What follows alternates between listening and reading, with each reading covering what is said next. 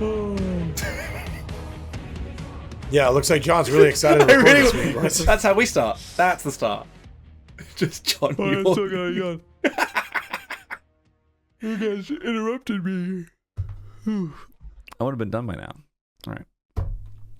Hey, everybody. Welcome to another season of Spine Chill. Welcome to season 34. I'm co-host number 1, John Wolfe, and co-host number 2, Gary, the Hot Cross, is here with me. And that unenthusiastic groan that you heard is exactly why this next person is our 35-time recurring guest and not co-host yet. Doug, the Running Man. Hi. Thank you for the invite. As always, I'm proud to be here. Didn't sound like it. No. I know. It's called sarcasm, John. And I don't quite understand why, like, after all the hard work you've put in to being able to apply for co-host, you're now being grumpy at the final hurdle? Grumpy? What I'm being, Gary, is confident. All right? The people have spoken. They want me as a co-host. That's right. I'm getting my moment. And I'm manifesting success. All right? It's the law of assumption, Gary. I'm acting like I'm already a co-host. You know, I like that energy. Well, thank you. I deserve that compliment. Thank you. As you just heard, everybody, if you weren't aware, we have reached 500 ratings on Spotify. Well done, everybody. Well done, everyone. You finally did it. Finally did it. There's thousands of you in the Discord, thousands of you listening week to week, but took us like a whole month to get 500 ratings. We're not petty about it, not bitter. Yeah, you finally did it. Congratulations. And now Doug can apply to be co-host. And Doug's very excited about it. He can't wait. True. I'm sure that the interview is going to be flattering and comfortable and enjoyable for all three of us. It's going to be so much fun. I'm sure it will be. More food than you've ever seen. The most fun you've ever had. Yeah, I'm really, really looking forward to the interview. I feel like it's going to be very comfortable for me. Enjoyable. It's going to be a real growth opportunity. You're going to want to train. Yeah. Just train for the interview. Train on interviews. I didn't train.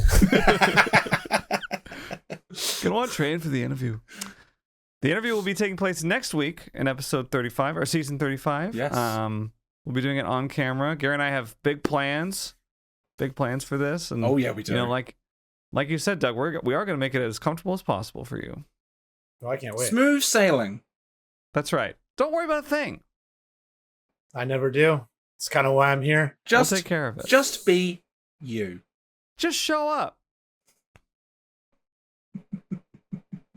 I can't decide which one of you's worse right now. Oh, you're both just terrible right now. All right, what are we talking about this week? Do we have like ASIM stuff, or are you guys just going to keep trying to build looming dread for me about next week? Well, I thought we'd talk a lot about Evil Dead and Ghostbusters Spirits Unleashed and some Home Sweet. I'm only kidding. There's like nothing on those games. Yeah. It's going to be a very DVD heavy episode because there's been a lot of interesting updates. Huge updates last Tuesday. Yeah. We saw the release of Nicolas Cage as a new Survivor, which we're going to be talking about that and his perks. Sadako got a big revamp. Yes. I'd say that's probably the second most significant piece of news. And then we got a lot of other little changes too. Some new DC map bots, changes, hook grabs being gone, brand new parts being changed. There's a bunch of changes to various perks like coup de grace and Trail of Torment and stuff like that. And the hag's been changed as well, which I know Doug's been enjoying some hag. So, and then we have a discussion that you two need to have as well. Yeah, we do. There's a bit of tension in the air today, and apparently we have a blood feud. I don't know where it's coming from though. I'm very confused. I would call it bad blood for sure. Yeah. I'm not okay, so we'll get to that. And I'm not involved for once. I don't think we should start with that because I feel if we start with that, like, we're gonna end up. It'll be awkward the rest of the day. Oh, like, okay. Maybe we close with that. Oh, that's what I was thinking. Well, I don't know. I'm just worried that we might not be on speaking terms after, and then I don't want it to be awkward for the rest of the season. You know? Right. You just want the awkward energy to carry into the interview next week. Yo, that's actually when you put it that way though. Maybe that's not a good. With no buffer in between. Honestly, that kind of feels a little manipulative, John. Like you're trying to be like, you better see it my way because the interview's next week. So honestly, I don't know how to feel about this. Maybe we can talk about it in episode 36 if you'd like. Yeah. Or you could just apologize for being wrong and tweet me my apology, and then we'll move on strong together. A tweeted apology. Are we talking public apology? I feel like somebody's going to need to apologize publicly, and I don't think it's going to be me. Well, we'll see, because basically, I'll just set up some spoiler-free context. I was streaming against a Wesker on Thursday, and I made some comments about Wesker, and Doug was in chat, and he suddenly got very cryptic and very standoffish, saying that this will not stand. We're talking about this on the podcast. And I was like, I don't understand what happened, because I thought I was just saying things I always say about Wesker. But this will be a surprise to me. Doug's really the only one that knows what's going on here, I think.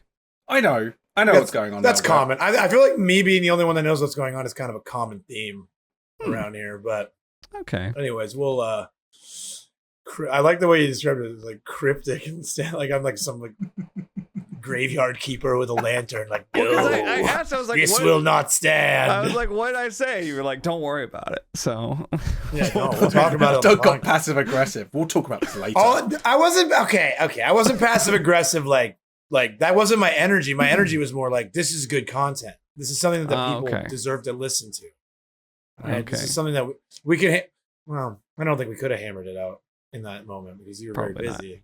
Not. Yeah. But, no, I definitely thought it was like, this is something that the people deserve to listen to.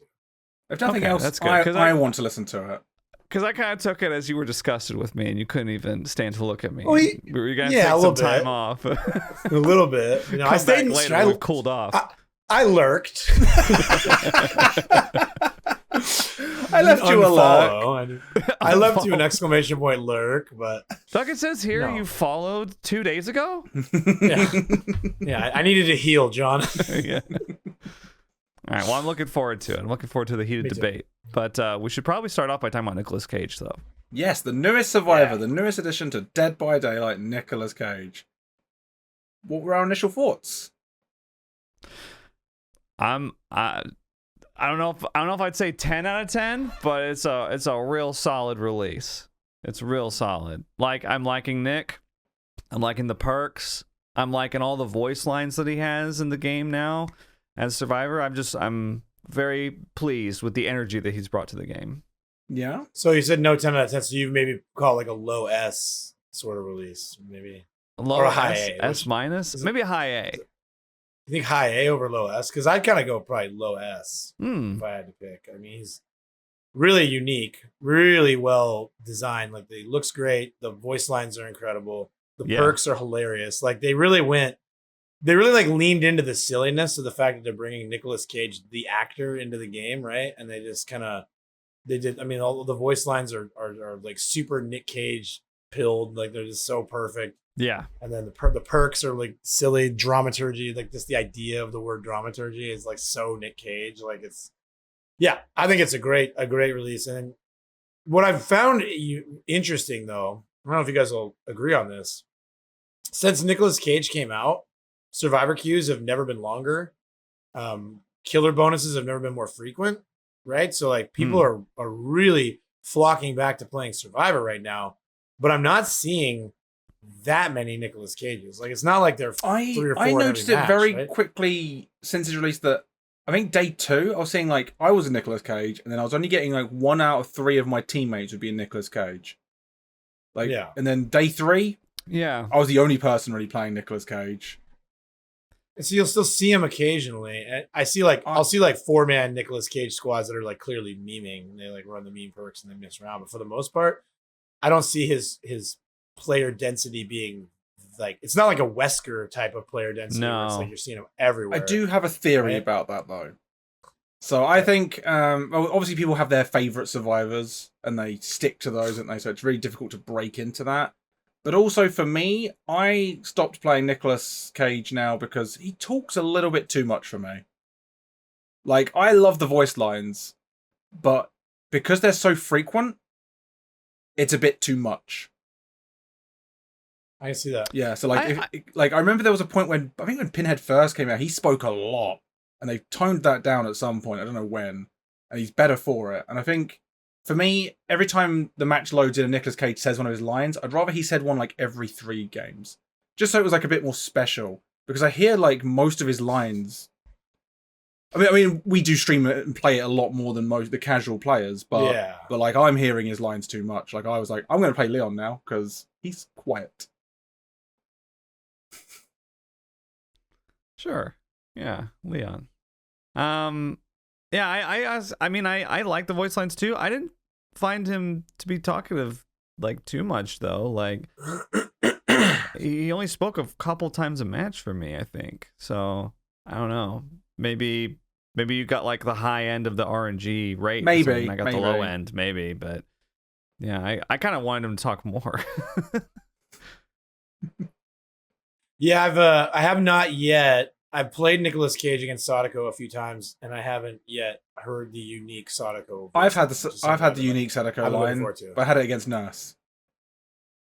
Wait, what? Yeah, it does. It's not just for Sadako. He says it against other killers. Yeah, he said against Skull Merchant and Spirit for me. That's so weird that you guys have got like RNG is such a funny concept, right? Because like I've probably played more than the both of you combined because I play a lot, right? Mm-hmm. And I haven't heard the line once.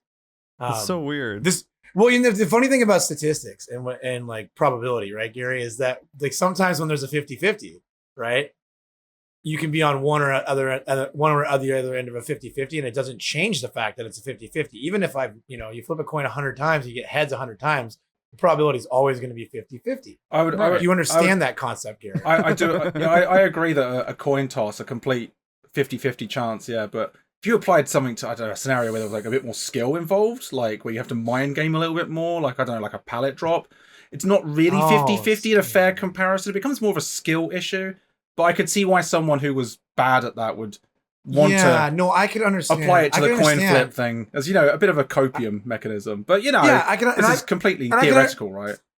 And I can understand how you would think something was a skill issue, because there's this really interesting person named Dunning-Kruger who talks about, this. Never mind, we can talk about this. Yeah. Well, I think this is a great time to bring it up again, Doug.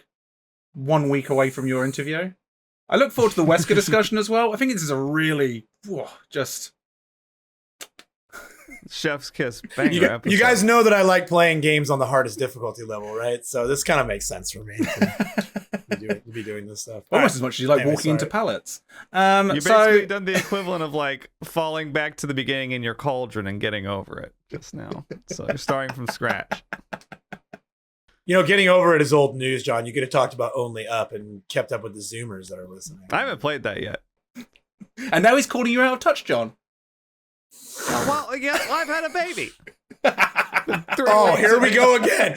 John, everyone knows you had a baby, John. Everyone knows. Doug has flipped from being like wanting to see pictures to being like, I'm done. I don't want to hear about this baby anymore. Shut up about it already. I know, like before the podcast starts, I'm begging you to send me pictures. Let me start. I'm like, no one cares about your baby, John. Shut the fuck up. God, he's banging on about his baby. But yeah, the Sadako voice line. It's been 3 weeks. Appears to. We got this for 18 years, Gary. Jesus. The Sadako voice line applies to other killers as well, which is a little weird, and the RNG is strange as well. Yeah. I've seen a lot of people using the Nick Cage perks on their mains though. Like I've already seen a lot of those perks being used on like non-Nick Cage characters. The dramaturgies pretty popular at my MMR. I've seen quite a few. I feel like the meta right now for plot twist is to use it kind of like completely off in the middle of nowhere and just like get a free reset. It's really big in endgame. I see it in endgame a lot. Oh yeah. But my theory on the Nick Cage thing for me is when I play is very sweaty. It's at night. And I think a lot of people are just like, they want their characters to have cakes and flashlights and all the items and stuff, right? Like they got Nicolas Cage. I'm sure it's sold incredible because I'm seeing the perks everywhere. Yeah. But maybe they're not like stacked on Nicolas Cage. Super sweaty players tend to play female survivors as well because they're smaller. Yeah. smaller character models. And I will say this though: have you guys noticed? If you played Killer against him, have you noticed Nick's kind of quiet? He is a quiet survivor. I've noticed he's kind of quiet. Yeah, I'm interested to hear if Otz will go out and rank him against the rest of his character, because you know how he ranked everybody. Oh yeah, noise levels. But yeah, I feel like he's on the lower tier of the audio. I've noticed. He seems quiet. I have seen more aces lately. That sucks. I don't know if that's because they just want to blend in with the Nicolas Cages. I know people who couldn't afford Nicolas Cage started playing Ace. All the poor people are playing Ace right now. Maybe. Jesus, dude. Poor people. I'm right here, guys. Come on. No. No, you have Nicolas Cage. You've been playing him. Yeah, but I had to get it for free. I'm a Fog Whisperer. Oh, I forgot. What a nice perk. You forgot? You forgot I was a Fog Whisperer? Yeah, I did. Yeah. Did you also forget how many hours I have, John? Did you also forget my birthday? How many hours do you have? No, I know. I forgot that Fog Whisperers get it for free. That's why I forgot. Yeah. Yeah. It's interesting they say Nick is kind of quiet, because I feel like he's kind of loud when he's injured. I feel like I don't know. Yeah. But maybe I haven't listened to him too hard, so that was just my off the top of my head reaction. What's our favorite? I also his perks out of curiosity. Sorry, Doug, what were you gonna say? I was just saying I also could be confirmation biasing myself. I don't know. I just he seems quiet when I play. He seems like I lose him audio wise. Maybe it's plot twist. But I will say I think he seems quiet as well, because when you play a loud survivor like Jeff, you just notice it. Whereas as soon as you mentioned him being quiet, I don't remember ever being annoyed by how loud he is. Yeah, I think he's quiet. Yeah. Okay. But this is again, I haven't researched it. I'm not Otstarva. I don't look and break stuff down. Yeah, you I don't just have the experience decibel things. meter. Yeah, exactly. I just experience things and I'm like, this is my subjective view on the thing. And it seems to me like he's on the quiet side. Yeah. So be interested to hear what the smart people that do videos on YouTube are going to say. Or leave a comment below if you have a differing opinion or agree. Yeah. Feel free. As far as Nick Cage perks, I think there are two categories for me. I think dramaturgy is hilarious, and I think it's a neat perk. Yeah, and I think that the whole coin flip on, is it going to be an extra speed boost or is it going to be an exposed status effect? What am I going to get from using it? Is kind of cool. And I love the high knees. They're super silly. Everything. I saw Jill Valentine do the high knees and it made me laugh out loud. This is really dumb. But from a strictly from sweaty meta perspective, I think that the most impactful perk is plot twist by far. Yeah, and then I think that scene partner is kind of annoying. Yeah, it's not really valuable to me. I haven't ever seen it do anything good. Scene partner was the first one of his perks. I was like, I'm not playing this anymore. This perk can go in the bin. I hate it. Yeah, I ran it exactly one time, and it was when I was doing the adept. You turn every killer into a ghost face when you bring that perk, where you can't look at them without detecting where you are. Does it detect ghost face? No. I just mean if you look in the killer's direction, you tell them where you are. I just thought about that because most aura reading perks don't work against Ghostface when he's stealth. So I was wondering. I don't know. I don't think it works on Wraith. So I think you scream still, but I don't think you see the aura. Right. Yeah, that's what I was wondering. I hadn't thought about that. Okay. Yeah, I think that's probably the perk that most people cut loose first, because the other two are.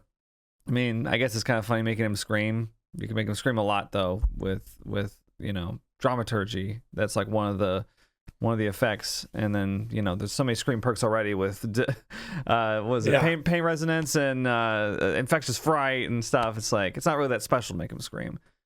And the other two are more unique. So dramaturgy I really like. I think it's my favorite of the three personally. I like the random effect.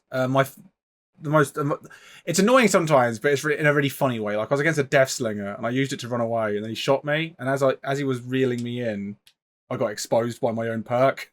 And I was like, oh no, I made a mistake. I want to make a controversial statement on dramaturgy. I think that it should always give you an item, but I think that they should just make the RNG very make the because have you noticed that dramaturgy? I've never gotten an item from it yet. I have not really? received really? an item. I have got from crazy. Dramaturgy yet running. That's really weird I've- because It's I've got it's an amazing RNG. yeah. items. One of the people that I follow on Twitter has gotten an item. They tracked it 5 times out of 50 uses. I've never gotten an item, which I haven't run it a ton, but I have run it. And like Gary, you're saying you get a lot. Like that's my point. Yeah, I get brand new parts. I get like really strong flashlights a lot, which are wasted on me. But Oh yeah, the first time I used it, I got a purple flashlight with odd bulb, and I was like, "Well, is this gonna be the standard of quality?" And so far, it has. yeah, like I've got some green stuff. I've got some green keys as well for which sometimes I can't use them for anything, but other times aura reading, it's like a nice little bonus. Right. Yeah, I'd like to see it to where you always got an item, but it was just a high likelihood of being like kind of a brown or yellow item. They could like make it so. They could do a thing where it runs through. So if you don't get an item, try one. Like it increases the chance. So you don't get the same thing over and over again. Yeah, maybe. So if you get exposed, I think it is. I think it is. I think it is coded to never give you the same result twice. Oh, really? Well, I'm going to be honest. Somebody said that in a very large Twitch chat, and I read it and committed it to memory. It might not be true, but somebody said you can't get the same result twice. That would be that would make sense, sense. But I'd want to test that. I mean, they just recently came out with the map protection like that, so you don't get the same map twice in a row, right? So maybe they just use that for this too. It would make sense. Yeah, maybe. I like the chaos though of having 4 different effects and being like, I can get 2 seconds of extra haste, or I can get exposed. Oh no, I haven't gotten the exposed yet, which it's really funny when it happens. Like usually it's you're fine because like you use it early in the chase and you get away. But that death slinger shot, I was just like, I've messed this up. I've kind of messed this match up now. Oh no. Plot twist is interesting as well. I do like. It is funny to flop down. I've seen people memeing with it quite a lot. Like it's become a new tool, which when you offer your item to the killer, be like, "Can I please have the hatch, sir? Please." Yeah. You can now just flop yourself down and be like, it's like you're like a dog rolling onto its back. Like, oh god, please. You can make yourself slug race at the end. That is true. Yeah, you can set up your own slug races now. Ooh. Survivor autonomy, I love it. One thing that I've noticed that you can do is if you have the pinhead box, if you plot twist, it auto solves. What? So yeah, it auto solves. They already kill switched pinhead, but yeah, before they did it, that's because he was crashing the games, wasn't it? He was crashing games. Yeah, he was crashing the game, but that's not why they kill switched it. Is it because of the box? He was crashing the game, but sorry, sorry, carry on. No, if they kill switched it because he was crashing the game, but I noticed because I'm a pinhead player, unapologetic, John. But I had a guy. I know you hate pinhead. Gary hates pinhead too. Not as much, but yeah, but we're fighting later. Give me a break. All right. Gary and I I don't mind him since the box change. Now that Franklin's isn't an issue, I don't hate him as much. Yeah, that's true. I will say sorry, John. No, I don't hate Pinhead as much either now that the Knight and Skull Merchant exist. That's a probably a good way of looking at it as well. But no, Doug, because I had the game crash twice the day before, and you did a stream at night, and someone came in chat and was like, Doug was playing Pinhead all night last night. I was like, really? How many times did this game crash? Whoever said it was all night? It was like an hour at the end of my stream, and then I was like, "Oh, this is like he's crashing the game. I'm gonna end." Like whoever said that? Oh, night long. He was. I saw a Fog Whisperer taking advantage of an in-game bug. You're done, sir. Yeah. All right, bye forever.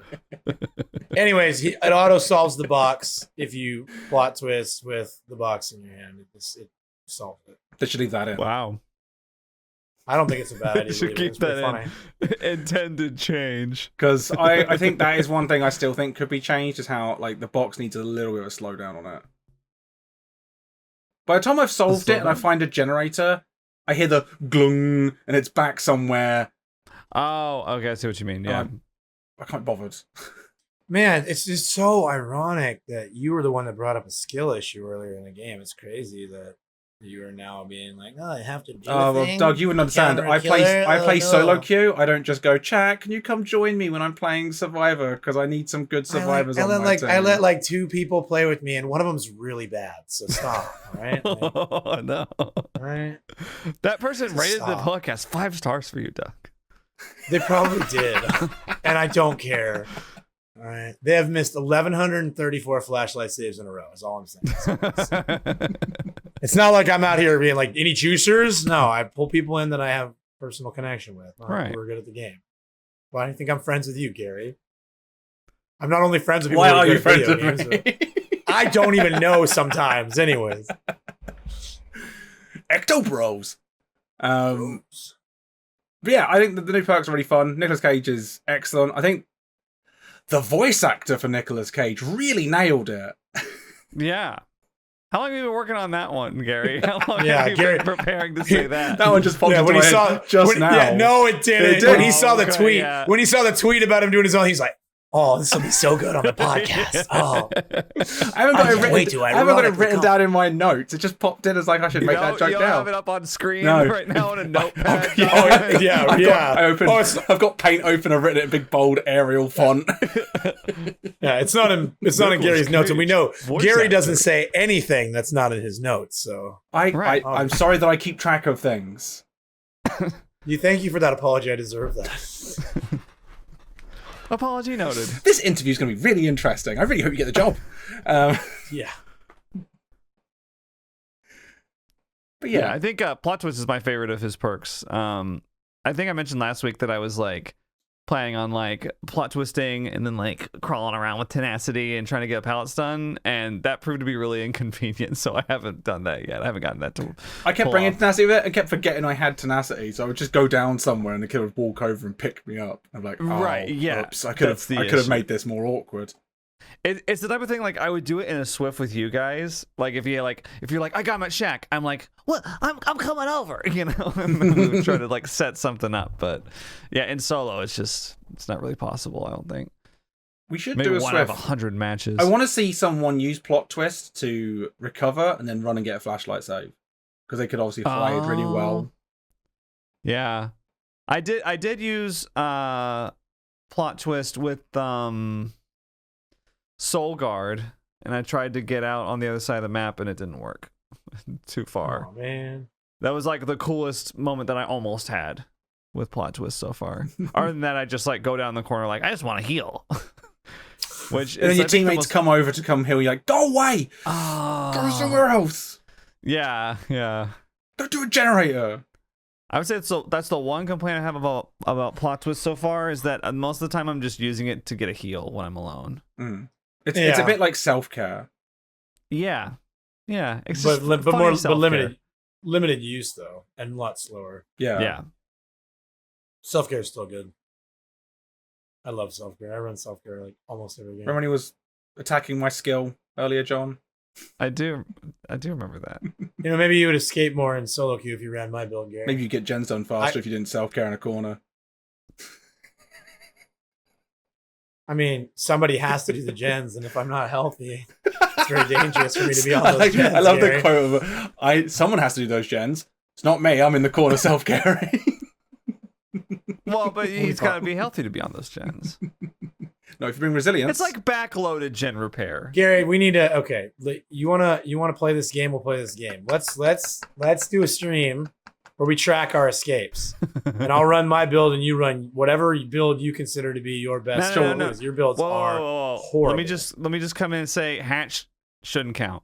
oh, that's not fair. Because Gary's on the EU servers and they give it away like candy over Just because I'm there. so Is that true? Yeah. I'm charming. Of course, the countries with fucking socialized healthcare are giving away hatches, where America's like, no, work for your die. escape. You die now. Just because I am Yeah. able to charm the killers. I charm the killer more than Gary does. This is Oh, then this let's is track hatch debatable escapes too. then. I'll take that game. Well, yeah. All right. Yeah, I'm fine with hatch escapes. Okay. I guarantee. No, you. I don't need to compete with you, dog. I already know. Like I don't get hit by 50% of pallets. So that is some loser talk. Like, I don't need to compete. I know I'm better. Okay, well, I don't need to prove it. I don't need evidence. I'm just gonna say I'm it. not gonna sit there, dog, and go, I need to add this escape to my tally chart so I can have a conversation with Doug later about it. Hey, You want can a time know. chart? You let me know how have you- an how it Excel goes. spreadsheet. If you could track Yeah. pallet stuns Oh, no, while you're playing Killer imagine 2. John. Imagine Gary being like incensed by the idea of making a list. And like, I would never want to make. I like. Imagine making a list. Lists are useful, but that is a waste of my time. I mean, do you really have a lot going on, Gary? That's a fair point. I'm just kidding. Let's just play a Viscera cleanup detail instead. Yeah, let's do that. Sounds like way more fun. That sounds like way more fun. Yeah. Well, this is a fun Nicolas Cage discussion. It's tense today, isn't it? It's tense. There's a lot of tension between all of them. Well, Gary, you know what he said on stream. We have to talk about it. I'm still. We'll get there. We'll get this all aired out, Doug, and then we can all get along again. Well, we can all mostly get along again. Very eager to hear what Doug thinks that I said. Can't wait to hear it. I know what you both think you said and heard, so I'm looking forward to it. Anyway, Sadako, the Onryo. Sadako. Yeah, she's next on my list. So she has been changed recently. Do you want me to go through the changes, or should we just discuss? Let's just do like a. I mean, we don't need to go through like tick mark by tick mark. I can give a quick rundown. Yeah, just give it like a quick rundown, like a little so when she projects TLDR. So when she projects to a TV now, it's global radius. So everyone who isn't carrying a videotape gets 3/4 of a stack. If you're carrying a videotape as a survivor, you don't get any stacks. If you get hit by a basic attack whilst carrying a tape, you get 2 stacks of condemned, and then it gets destroyed. The tape gets annihilated. Strong word. If you get hooked, the tape also gets annihilated. You no longer passively gain condemn when you're carrying a videotape as well, it's worth noting. And you can also place them in any television unless Sadako brings the specific add-on that means you have to put it in a specific television. She can't be stunned when demanifesting now, I believe. Yep. Yes, that's true. When she's in demanifested, and a lot of her cooldowns have been dropped. So projection now is only 10 seconds cooldown. It used to be 15. TVs disabled by projection now remain disabled for 45 seconds. It was 100 seconds. And TVs disabled by survivors now remain disabled for 70 seconds. It was 90 seconds. So quite a big change in her kit. Yeah. So, in my limited experience, I haven't played Sadako, the new Sadako, but I've played against the new Sadako, and I don't know if it's just a case of people haven't figured out how to play against her yet. Possibly there's quite a bit of that at play here, but I found her to be very oppressive in solo queue. Like, games were over incredibly quickly. I looked up and I was like, everybody's condemned. My teammate went down instantly, and now it's a 3v1 at 5 gens. Like, I was just amazed at how quick they went. Yeah, this is that videotape thing where, much like, you have to make a decision of, do I cleanse against Plague? You've kind of got that situation with Sadako now where people need to decide to pick up a videotape or not. I think people are used to ignoring her power. Yeah. Because she didn't used to have really one, and now they ignore her power and they pay for it. I think the design is exactly what they intended. I don't think she's oppressive. I do think, John, you're absolutely right. It's one of those what are we doing? Like people don't know how to play against her yet. They're really not used to it. And anything, again, pinhead box or plague cleansing, these are all things that in solo queue it's always going to be worse because you're counting on 3 other people to also have an idea of what they're doing. So I've played as Sadako quite a bit. And at my MMR during my playtime, which again is very sweaty, I felt like she's been way better, very, very viable, playable. She's stronger, but she's not oppressive at all. I think I've gotten maybe 2 or 3 condemned kills total. They're not falling for the condemn. What's happening though is that they're forced to play around her power, and then the ability to negate some pallet stuns and control the map with projections makes her more viable. She's still a hit and run killer. She's worse than Wraith at it because she's got the directional lullaby, so they always know she's coming.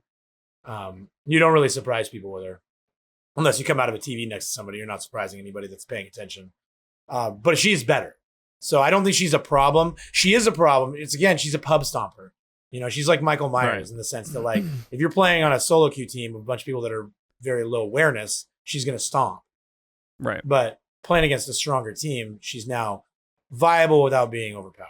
I would say, did we have her at D tier in our killer tier list? Like that. I'd probably move her all the way up to B tier at this point. Definitely C, argument for B. Because like she does have, because the projection cooldown got lowered, she has way better map control. She can move around. The condemned, because again, I always talk about the reason why I like playing Pinhead so much at night is because the squads I go against are very efficient, and forcing one person to have to play around the ball. I never get chain hunts. You know, at 1 a.m. on West, I don't get chain hunts. But what I do is I have a little built-in slowdown. One person can't just sit on gens because they got to go be playing the box. And it's similar with Sadako. She's just slowing the game down because people are forced to micromanage her power and go grab tapes and swap them out. Yeah. And then, keep resetting their condemn down. Yeah, I don't think there's a strong part of it is people haven't gotten used to her yet. Because as soon as you hold a videotape, she's... You know how like Legion, once you're injured, you're just like, oh, it's just an M1 killer. Sadako's basically the same thing. Like as soon as you are holding a videotape, she can't do anything except come at you with an M1. I do think, she's going to be definitely strong against solo queue. It's a bit of a nightmare if you have one person who's just allowing themselves to become condemned. I don't think she's particularly fun to go against, though. I will say, like, she does have that... Obviously, she's different to Legion, but like that same sense of, I need to go do a videotape. And some of the maps, it's a bit of a pain in the ass to try and find these televisions. I was on the game, and for love nor money, I could not find a television.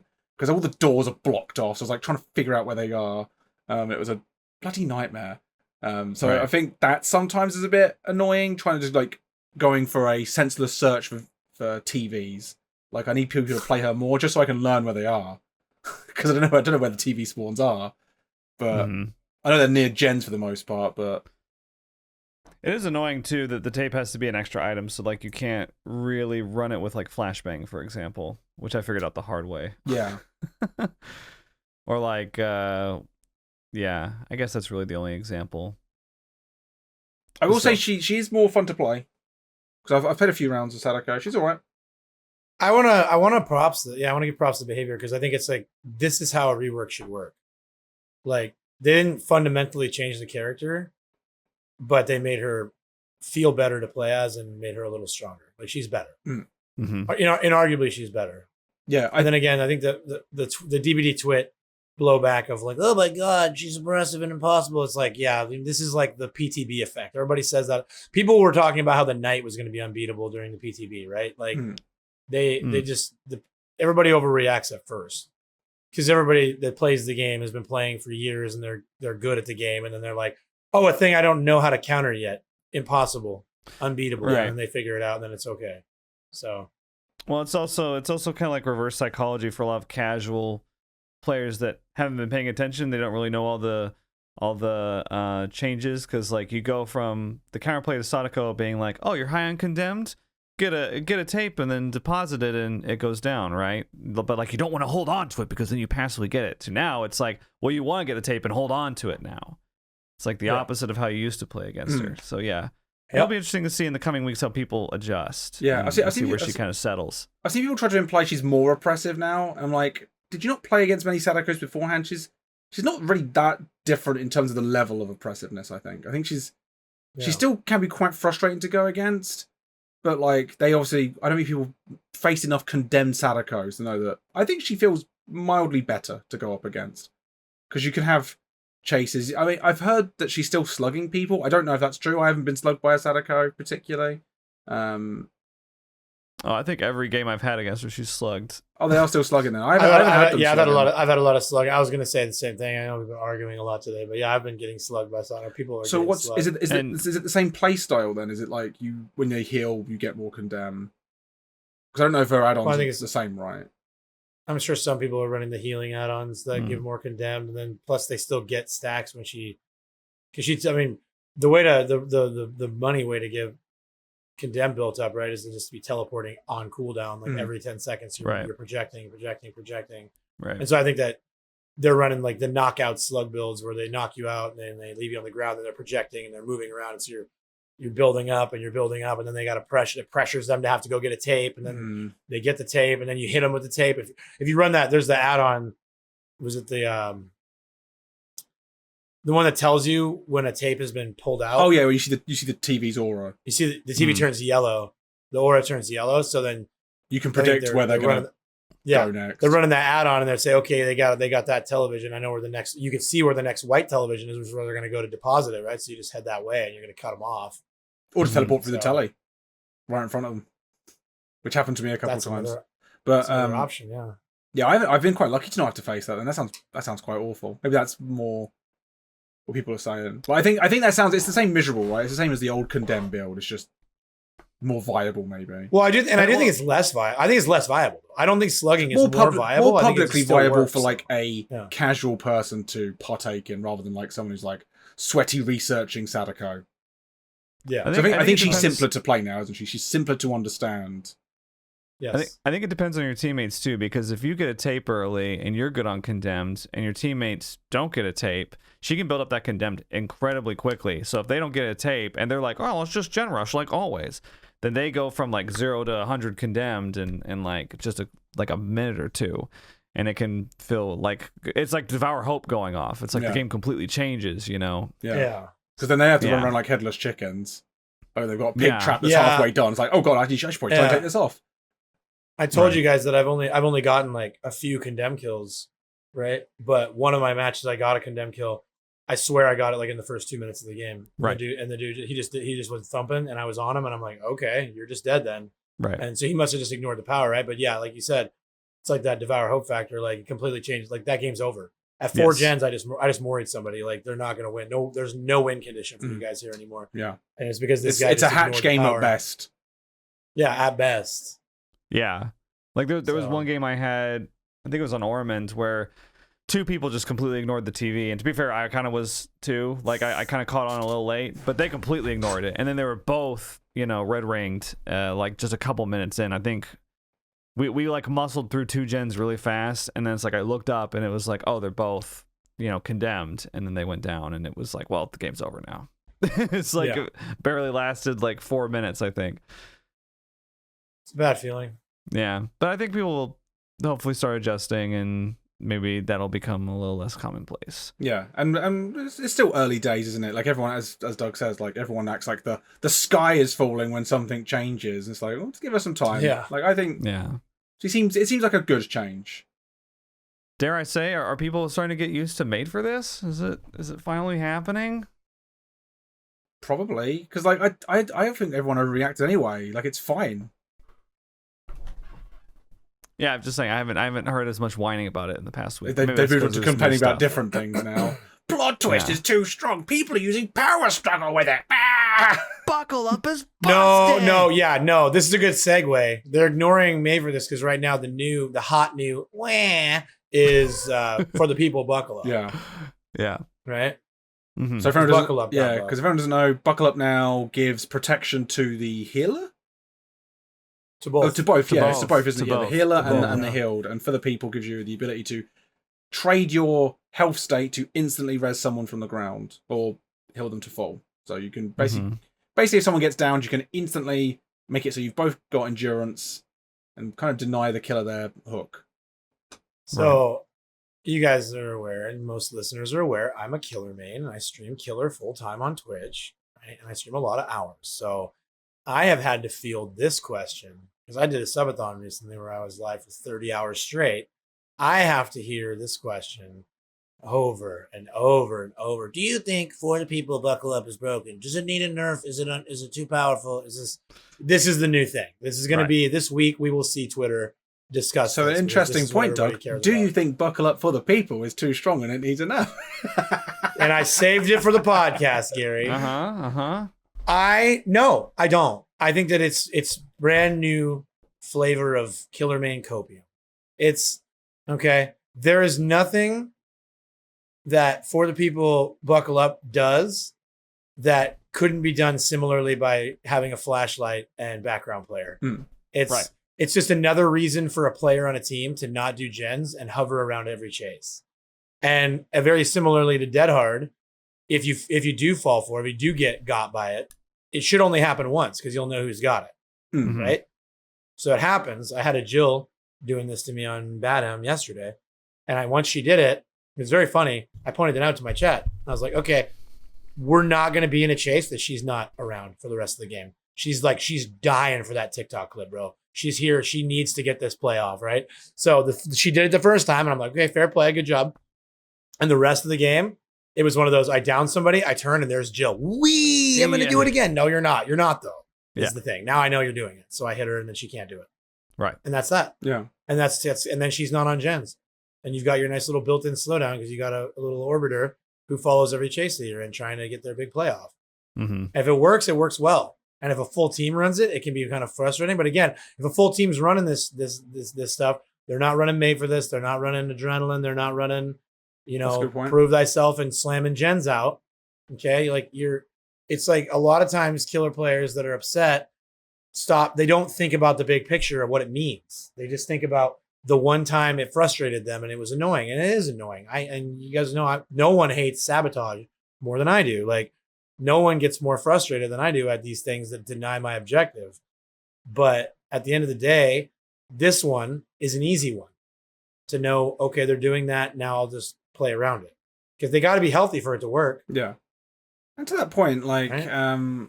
So I experienced some buckle up for the people, and it was annoying. I had it was on Haddonfield. I was chasing an ace or something, and they were a good looper. It took me a while to get them down. I lost 2 gens, and then I got them down, and then someone ran over and for the people them, and then they had the endurance, and I was like, oh, I've got to do this chase again. I've got to do this again now. I'm going to lose another gen. This match is falling apart. So I will say, buckle up and for the people, not fun for the killer. It's a perk combination designed to piss the killer off. Definitely. Mm-hmm. And if you are a killer main or a killer player in that situation, you are in control of your own destiny. You don't have to play for fun. Because what I did is I hooked someone and I was like, well, I'm gonna proxy camp. That's this match now, because I'm not dealing with that for the rest of this match. I'm not having that happen again. I'm going to trade someone on this hook, and I'm going to and that's how I'm going to pull it back. And I think a lot of people they trap themselves. You're in control of your own fun in DBD. When I see people complain from a survivor perspective, Skull Merchant's awful, just don't play against her. You're in control. Just die on first hook. DC. I know it's not the best advice in the world, but I just think I'm kind of bored of everyone complaining about how miserable it is to play DBD when you can pick and choose how you play and who you play against. I don't know. What do you guys think? I agree with everything. I agree with everything you said. You talked about, just punish that stuff. I went against a very frustrating Sabo squad recently, and then I played their game, and I just played the game, and I got burned by it. And I was talking to Gary about this. I was like, I went back. I should have just camped the first guy I caught, because I knew what they were doing. And you hard camp it, you just take all the power away from the bully build, right? Yeah. You can't bully you if you don't play their game, so don't play their game. If you're really annoyed by for the people buckle up, you're gonna get the guy back down anyways. You move faster than he does. And then once you get him, just camp him. Yeah.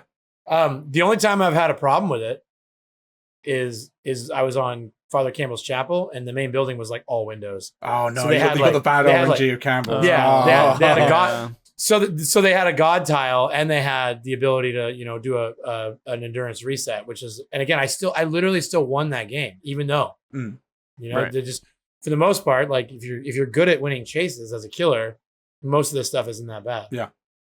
Mm-hmm. And then again, like Gary said, I'm 100% on board with what Gary said. People complain and cry so much when it's you can just do things to avoid it. Yeah. So you play around it. Since I've refused to play against Skull Merchant, I've enjoyed the game so much more. She used to tilt me, but now I just get into a match with Skull Merchant. As soon as I hear a terror, it's like, meh. I actually had a really fun match against the Skull Merchant last week. It was about 35 minutes long. And as soon as I figured out, it's a Skull Merchant, I'm in solo queue. She's protecting the 3 gen. She's never going to let it go. She's not going to go for chases. I was like, well, let's see how many blast mines I can get. Oh, I heard rumors of this. Oh, rumors of this.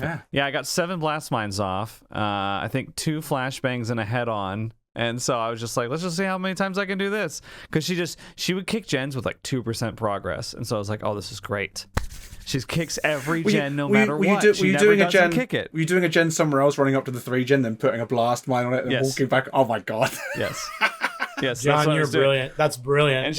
And she had she was running the CM9I build with oppression, eruption, the one that took Eternal to 53 minutes. They were running that same thing with that same add-on combination.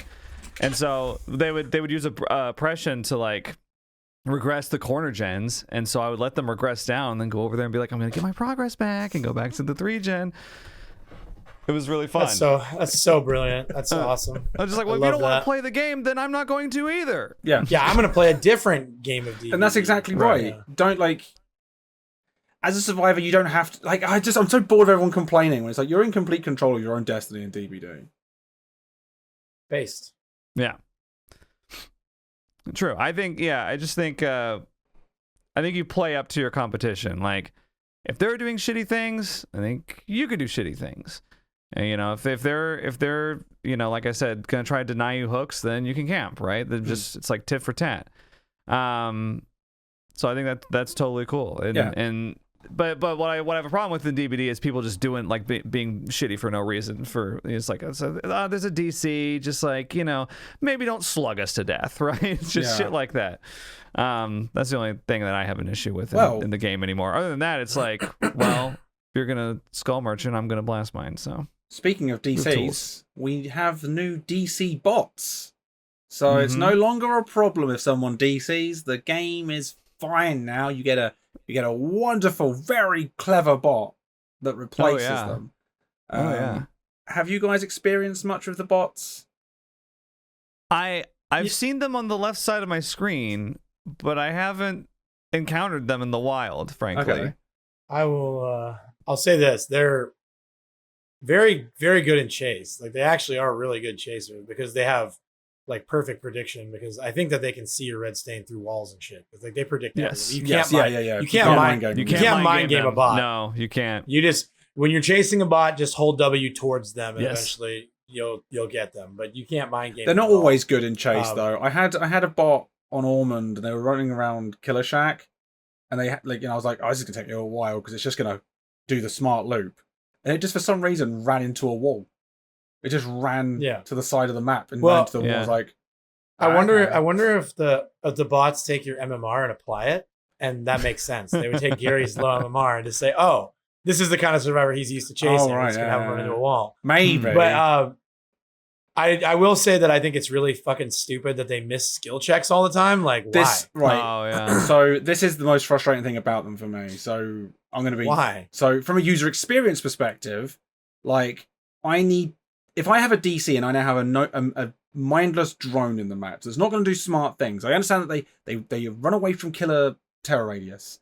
They won't come for an unhook if the terror radius is nearby. So Wesker's, don't worry, that bot's not going to come anywhere near it because your terror radius takes up most of the map.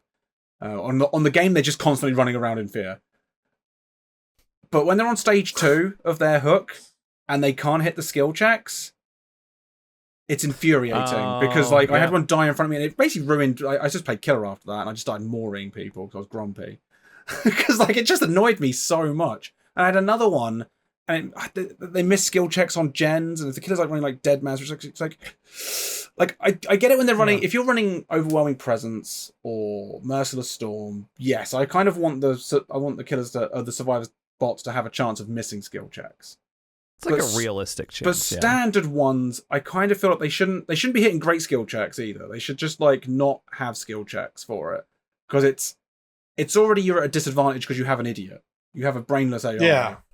I don't want that AI now missing skill checks without the killer like doing something and costing. Yeah, I'm sorry, but I'm gonna push back and say, like, I don't fucking care about Unnerving Presence or Merciless Storm. Like, a bot should literally never miss a skill check. Okay, no, I'm fine with that too. I don't want to hear any killer players being like, well, it's not fair because, you know what? Like, in the off chance that you have a bot, you're already winning the game, dude. Like, you're fine. Right. Your build will be fine in the next one. But it's just, I just don't know. It makes no sense to me that they have these bots who are, you know, they're missing so many skill checks. Like, it's all the time, and it's really infuriating. Because I've played against bots in custom matches before. Now, this was before this update, so maybe they changed them or something. But I remember like trying out perks that were based on missed skill checks, like Overcharge, for example, and the bots never miss a skill check when I played against them in the custom matches. Of course, this was, months ago. But I remember making a note of that and being like, wow, they never miss. So, like, there's no point in testing out this perk with this combination. Well, do you think they've lowered their, like, I would absolutely, skill for public because lower MMR survivors and killers are bots too strong against low MMR killers, so they nerfed them. Yeah, they definitely nerfed the bots from the original bots and like customs to the ones we have now. Like they definitely have like you got to put that random element of like, oh, it's a PvP game. Yeah, I don't want that in my bots.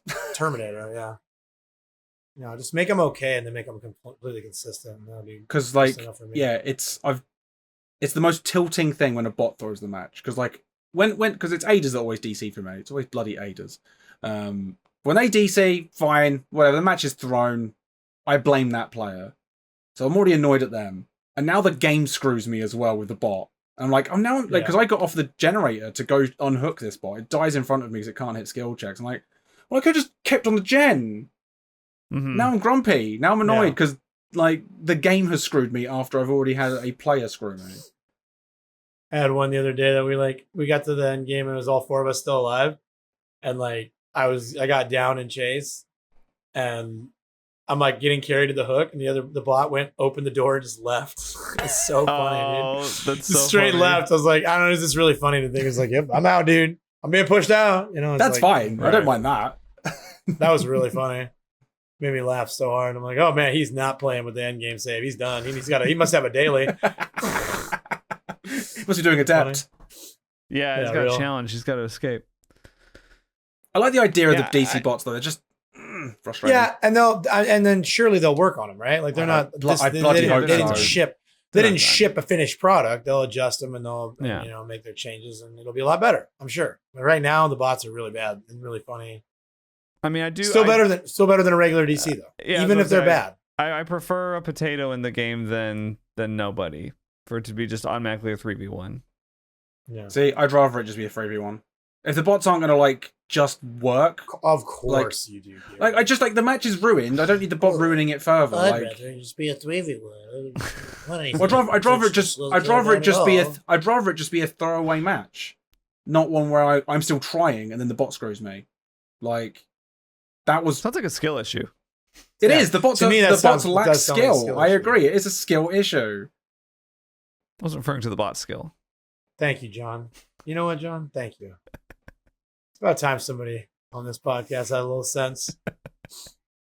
Sometimes I just wish I had different people on with me. Go start your own podcast, Gary. Like who? Gary, name some people. Sinnoh. Okay. And who? Does he even play DBD anymore?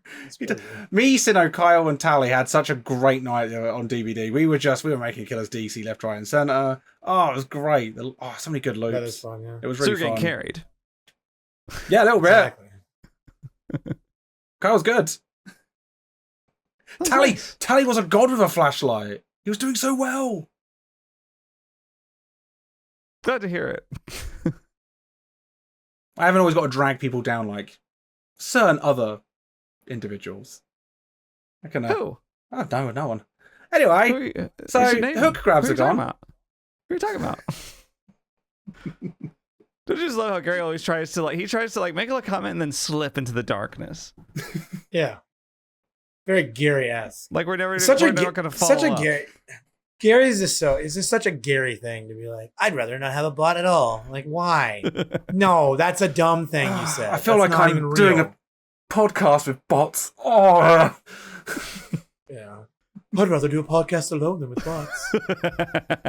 I would. See, that one makes sense though. Anyways, you want to talk about hook grabs? Hook grabs are gone.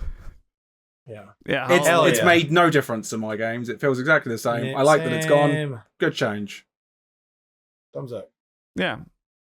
Cool. I will admit though, this is one thing I'll admit is I forget, and so I go up and I still, and sometimes survivors forget. We do like the standoff still. I've seen it. And then it's like, oh wait, the outcome is predetermined. Yeah. So let's just do this. Let's do the trade now. Like it's really stupid and funny to me. Makes me laugh. When I see survivors standing there like, Just go do it. We do the standoff. We do the standoff, and then like both of us process that there's only one outcome, and then they just go, and then we trade, and then it's like, okay, perfect, sweet. Let's move on. Yeah, it's that learning curve. Same as the Sadako thing. People have to adapt and like remember. Yeah. We've all got like these. We're kind of programmed in DBD, aren't we? We know. We go to a loop. We rinse and repeat how to do that loop. What we are programmed. One might say that we all play like bots, Gary. I don't know what the point is you're making anymore, Doug. So I'm just going to move on from that. Was just a funny thing to say. It's not a point. Sometimes things don't have to have a point. Do you understand? I'm rolling on the floor. So brand new parts have been changed as well. Gary doesn't have time for banner. It's all business. We're done with hook grabs. Time to talk about brand new part. Let's get everyone done with, shall we? Brand new parts. Gary, it sounds like Gary's got something to do after the podcast. He's like trying to rush. He's trying to rush this content. It's crazy. Brand new parts, right? Yep. Is that what we're talking about? Brand new parts. They got changed. They now remove 10% from the generator fully, which can never be like regressed from anymore. If that makes sense. So in the past, you'd get was it 15% or 7.5% for each skill check? I thought it was 12.5. Oh, loads of progress from brand new parts has now been changed to a 10% permanent removal. Gary's not here. Gary's not asking fucking Darva questions. I don't know the numbers, dude. Come on, bro. I can barely read, dude. What do you mean? It just gen go fast when you use it. Gen go fast. I don't know the percentage either. I thought one of us might, but I don't know either. Yeah, and now gen go fast, parentheses, a little slower. Yeah. Right? What's big, I think, and what I personally think that the new brand new part is better than the old brand new part, but not problematic. And so like it's like in a way that like it's actually kind of incredible, I think, that you can take something that was very strong and make it better without making it stronger, right? Because like what it does now is it gives you less gen progress, but it removes total gen progress needed to finish the gen. It takes the charges away. So like 100% of the time, if you use a brand new part and you hit your skill check, you've gotten value now. Right. Whereas with the old brand new part, if you take a brand new part and you hit a gen and you hit both skill checks and you get it up to 60%, and then the skull merchant comes back and pushes you off the gen, it all goes back down to 0 and you've lost everything you use. But with the new one, even if that happens in that scenario, you still are starting that gen with net progress every time from now on. See, I think it's just a healthy. I wouldn't say it's better because, like, you know, if you wanted to use your brand new parts efficiently, you kind of wait till you're about 60 to 70% of a generator done, and you use it on an important gen just to pop it, so the killer doesn't have that opportunity to kick it. Which you see a lot of teams do that, and it's effective. Whereas this, I think it's like equal. Like it's a strong thing that you can use it on an important gen in the middle of the map. The killer's walking around that area, you can just use it, get out of there, and you know that there's 10% of that gen permanently off. So I do agree with you. Like I don't think it's stronger. I think it's a good change, a good healthy change. I feel like I said no. Better, I'm not arguing with you, Doug. Better. I'm agreeing with you. I wouldn't say it's stronger or better. I would say it's like a good healthy change for the game. I just said it was better, and then you said you agree with me. Then you said you wouldn't say it's better, so you didn't agree with me. You're just okay. Am I being gaslighted right now? What is happening? You said you agree. So coup de grace has also had a change. We're not going to discuss brand new part. I wanted to discuss brand new part. Oh, go then, John. So it takes 10 charges off, right? Yes, yeah. So now it's just like how the gens used to be, at 90 charges. Yeah, kind of. It's like, and that's kind of the similar thing we've made for this. Like, Made for this has made the ability to have like an old chase in DBD where the 10% action speed is counteracted by you moving 3% faster, and now brand new parts can return a generator to how they used to be. So if you want to play old Dead by Daylight, bring a brand new part and bring Made for this. Stop complaining. Stop DBD have solved the problem. Yeah. Right. John, I would love for you to finish that thought. Stop complaining, says the guy who was complaining about DC bots just 2 seconds ago. Yeah, stop complaining. So coup de grace. Play 3v1. I'd prefer they didn't have bots at all. Alright, yeah, so coup de grace, sorry. Coup de grace? Go on. Coup de grace. I'm so bored. Gary wants to talk about coup de grace. He's bored. Why are you bored? Explain bored. I just want to get this over and done with now. So coup de grace, 2 tokens instead of 1 when a generator is completed, but you still have a maximum of 5 tokens. It's a nice change to it, yeah. Yeah.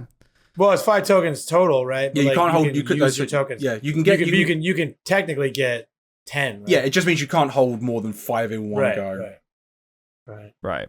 Yeah, I'm sorry. I hope that question didn't bore you, Gary. I'm sorry. I was trying to get clear on. No, the question was fine. I think it's a very healthy change. I think I've seen people bringing it. I've brought it. It's fun now. It's a really you get use out of it a lot more.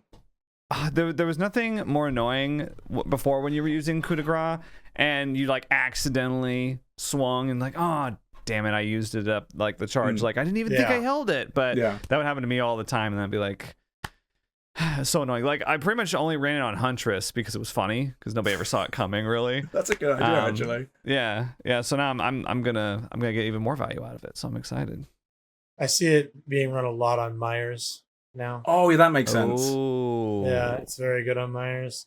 Yeah. I got hit one of those coup hits dropping in a window on Midwich where I was 3/4 of the way down and dude's arm just came all the way down and got me, dude. Nice. That's coup de grace. I like that. Are they running it with the fast vault build? Yeah. Oh yeah, that sounds really fun actually. Yeah. Yeah, I've been even getting hit by it as Survivor. It's nice when a killer does a huge lunge. You're oh, it's novel. Yeah. So yeah, I'm really happy with that change. Claustrophobia had a change as well, which I've seen steadily being used more. Really? Yeah, you've actually seen it run. That's because I was like, why is everything blocked? I finished a generator. So when a generator is complete, all vaults are blocked for 30 seconds. Right. And so I gens are popping. I'm like, why is everything blocked? What happened? Because I just had no idea because no one runs this perk. Yeah, Europe is so weird because nobody. I have not seen it run once. I've seen it.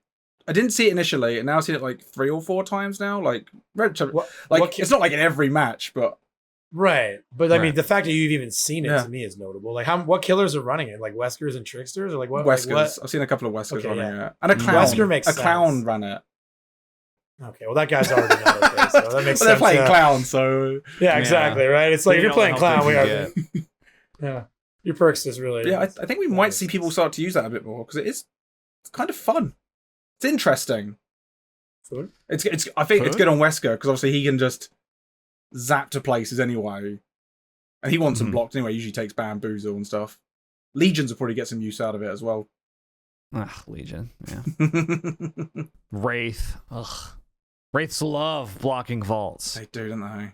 I do enjoy playing Wraith, so... Me too, yeah. We're the problem, Gary. Yeah, we're part of the problem. We're the problem. Also, Trail of Torment. I think someone's done a video on it. Someone's done a video on it, I think, recently. But it's been buffed. It's a very slight change to it. But it's basically, so you still get 80 seconds of undetectable when you kick a generator. But it no longer stops after you hit a survivor. So you get that 80 seconds flat. Ooh, right. So you can run around until somebody taps. Oh yeah, until someone taps the generator, of course. Yeah, that's still right. Yeah, that's one that we are seeing a lot. I had Trail of Torment killers 3 games in a row the other day, and I was like, yeah, someone must have made a video. It's really confusing as well. Yeah, it is. I thought a guy was hacking, Gary. I was like, how? There's nobody's even been on a gen yet. How do you have Tinkerer? Get off me, you cheater! Right. And then I was like, oh no, it's reporting him in the post game. Yeah, exactly. Going to the Fog Whispers like he's gone. Yeah. But no, it's just a really annoying perk, but it's actually kind of a neat perk. It's exciting. It's disorientating. Yeah. I feel like a lot of these perk changes are pretty good. I feel like, I'll run Coup more often. I'll run Trail of Torment. Whereas before I would have been like, oh, those perks can kick rocks, bro. Surely you're going to run Trail of Torment. You're going to run Claustrophobia, right? Claustrophobia. Nah. I'm going to try it out. I'm going to try it out. I think it might work well on Wraith and stuff. Yeah. It's a curveball perk, isn't killers, it? Yeah, certain killers would be really good for sure. Yeah, blocking all vaults map wide is just, I don't know. That seems strong for sure. Yeah. I want to say something random. Sorry to just cut in with this, but John, you always talk about how you want them to bring back hex totems, bring back hex totem gameplay. I feel like the way hex totems are now, people are so bad. Like they're like the average player, the player base is no longer like anti-totem. Yeah. And so I've been running a 4 hex build on Trickster, and it works every single time. Right. It's just every single time. Well, it works. No one's cleansing them. Because they're either not cleansing them or they just cleanse like, whoa. And I've got Undying and Haunted Grounds. So they just like, if they cleanse it, it's just right. I think that the old like player based mentality of like actually being able to play around hex totems is gone now. Mm-hmm. And it's like, so hex totems kind of are back. I'd recommend next time you play Killer, play some hex builds and see what happens. It's really fun. Okay. Yeah, I might do that. I do miss hexes more from a survivor perspective though. Like I want to play against it more so I can go on my bone hunts because I miss doing that. Usually when it's a hex build, I'm like, oh, it's Pentimento. And like 9 out of 10 times, it's a Pentimento now. Yeah, it's all they do, dude. I do see. So annoying. I have seen Plaything Pentimento make a comeback in recent weeks. So yes, that's been okay. You know, I would prefer playing against like something else like Ruin or Devour Hope or something. I just hate when like you. I had a match the other day. I was on Badum and someone ran around. No hex totems or like Plaything hadn't been activated. They just went around and cleansed all the bones. 5 stacks of Pentimento. We were at like 4 gens. Did you play against Jason Sully? That's like the Jason Sully trademark. I don't know. I was just like, I can't believe we've got to deal with this now. I mean, fortunately, it was Badum, so I think we still won. I think it was a blight of all things. Oh. But we still won. I think we got 2 out or something. But, they were just having fun. Yeah, it was just so weird. I haven't gone against I haven't had 5 stacks of Pentimento. Yeah, in a long time. It's like work on the exit door is taking forever. I gotta say, like though, with all these talking about all these perk changes, like DBD's doing a really good job. Oh yeah, I think a lot of these changes are really helpful. Yeah, like that whole blanket killer slowdown nerf was really good. Now like killer slow, there's no like really strong oppressive killer slowdown. Everything's just like pretty okay. I feel a lot more like playing killer now is on like how well you play the killer rather than what perks you bring, which is really good. And yeah, all these perk changes, just like they're just kind of hitting home runs with every perk change. Yeah, it's awesome. Yeah, 2 more. And then we're gonna talk. Oh, sorry. Well, then we're gonna talk about maps soon too, which is another area that I did not think I would be very. We're not very complimentary about maps typically, but we are not. To say. Yeah. Before then, 2 more honorable mentions for perks, just because I want to throw out how happy I am with them. Prove Thyself getting a nerf, really happy with that. Yes. I think that was a really healthy change. I haven't noticed a difference. Yeah. People still bring it. It's still fast, so great change, I think. And then the Blast Mine wire tap buff from going from 60 seconds to 120 seconds, I think just for both, just excellent changes. Yep. Yeah, new Blast Mine lasts forever. It's great. When did they make it so flashbangs were like infinite? You could get like an infinite amount of flashbangs. That was a really good change too. I like that. Was that a thing? Because it used to be limited to how many flashbangs you could create in a match. Now you can create an infinite amount. Oh, I didn't realize there was a limit to it at one point. I didn't realize that either. Yeah. Now you can just leave them around the map. I was playing flashbang the other day. I was like leaving flashbangs by every gen so people would get them. I'm like, here you go, flashbang fairy. You're like Santa. Flashbangs. Yeah. It's really funny. There's one more change before we talk about the map, so I'd love to talk about those myself. But the Hag has had a change, and Doug, you're going to be the expert on this one because I haven't played Hag. Since this change, I don't know if John has. You guys want to guess? But on Nicolas Cage launch day, I was like, "What's Doug doing?" And people were like, "He's playing Hag," and I was like, "He's doing fucking what?" Yeah. Oh, you got fucking told on, John. People were coming to my channel like, "John's over there talking shit about you playing Hag on Nicolas Cage Day." Yeah, and I was like, "Nicolas Cage Day." Like, you playing fucking Hag? Anyway, yeah. How was your experience? Can I ask you guys if you want to guess how many hours I played Shoe Hag on Nicolas Cage launch day? Too many. I want to say 7. John, would you like to guess? 10. John is our winner because he's closest without going over. We use the Price is Right rules here. 11 and a half hours. Bloody hell. Straight. 11 and a half hours, and I never for a moment got bored. The only reason I stopped is because I got down to only having 4 shoes left. And I was like, I need to save these as a special treat for later. These are no prize for later. Yeah. Special treat. And I'll spend some points on Hag to get more shoes later. But yeah, oh my God, it's so fun, dude. Like, so you move at 117.5 base. And so I'm running Save the Best for Last. Sloppy Butcher, and I'm just getting just like M1 rapid, hag, just machine gun hag, bro. It's so much fun. And then I use the severed hand, so that the traps have body collision. Oh, so you can block like windows and pallets, and I eat, man. It's so much fun. It's just fun. So I would love for it to be. So basically, so you just you block vaults and pallets and stuff with the traps, and then you just kind of play regular M1 killer. Yeah, you just chase them. You just chase them, and then so you take the high value god pallets out, and then if they pop the trap in front of you, they get hindered too. So you're already 117.5 and they're hindered. So yeah, it's almost a guaranteed hit. Yeah. Wow. And it's just so much fun. And it's worth noting. It's a direct counter to Made for This for Hag, because I wanted to say it, but I'm glad you got to say it. It's a 3% increase. Yeah. So it's getting nerfed, so if you right? have So if you hate Made for This and you feel like Made for This is ruining Dead by Daylight, become a shoe hag main. Well, Made for This doesn't even exist. It just kind of seems like the 3% speed buff is absolutely broken from everything I've been hearing about Made for This. But it breaks the game. It's weird. It's weird because I think Warlock Shoe was fun beforehand, right? Because it was 4.5, now it's 7.5. But I still think it's a healthy change. Especially if Doug's having the time of his life with it. I mean, that's a good sign. It's so fun. No, I don't think you understand, because a 3% haste increase, it breaks the game, literally. So Hag is broken. You're right. Hag is broken. Breaks the game. There's our podcast title. Hag is broken? Question mark. That'll get the clicks. That'll get the clicks. I'm just going off of what I've been told. I still am not loving facing Hag. No.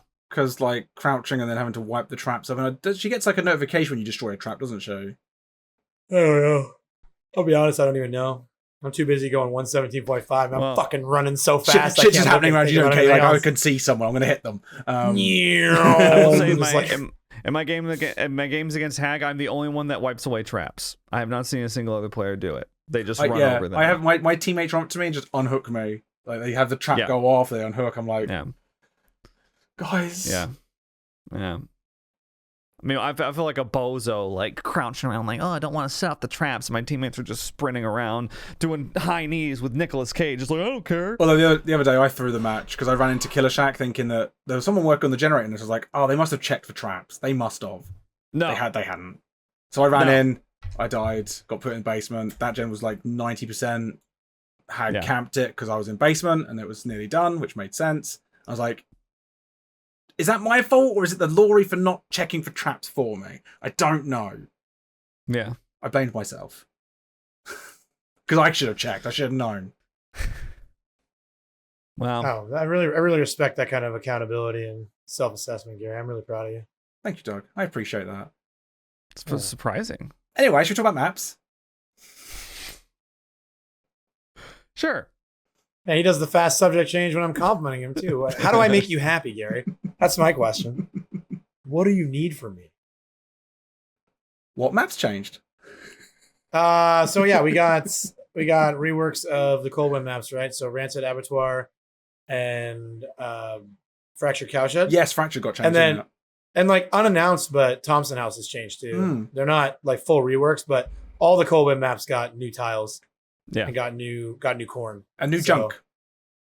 New junk. That's part of the new tiles, I would say. Yeah, new junk. Which I will say, I do quite like some of the junk because like I unhooked someone, and then usually you have to run away because it was a huntress, and we just had to take a little step round the side, and there was a big rock. Oh, it was quite nice. What a nice rock. Yeah, I would have preferred if there was no rock at all. John, can you just never be happy? No. The answer is no. So yeah, Doug, how are you getting on with the new maps? Big thumbs up. The maps are still strong for Survivor. Coldwind maps, Coldwind offerings are the most popular map offering because those maps are like super pallet dense, super good connecting tiles, super good safe tiles. Like people just go tile to tile to tile. If you go against a map offering on Coldwind with a strong format, like you lose every time. They're literally too broken. And now I'm at the point where I feel like the maps are still Survivor sided, but of course we play an RNG based game, so every time you play, no matter what, one side or the other is going to be favored because of luck. Now the Coldwind maps feel like much more manageable to me. I do think that they nerfed the Coldwind maps for Survivor.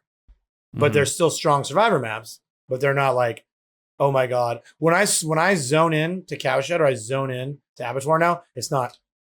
Here we go. It's just more like, okay, I can deal with this. Which is the one of the meat plant in the middle?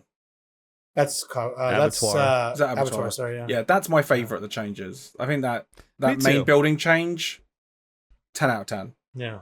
Yeah, with that, because they removed that window, right? That one window. Yeah, and they opened up that little room. And they opened up the freezer, yeah. Yeah. Yeah. Yeah, it makes the main building feel a lot better now, I would say, for both sides, really. Yeah, definitely. I think that's excellent change. Agreed. So it's one. I feel like, and I know I would love to hear you guys circle back on this too. I think Toba Landing continues to be maybe my favorite map in the game.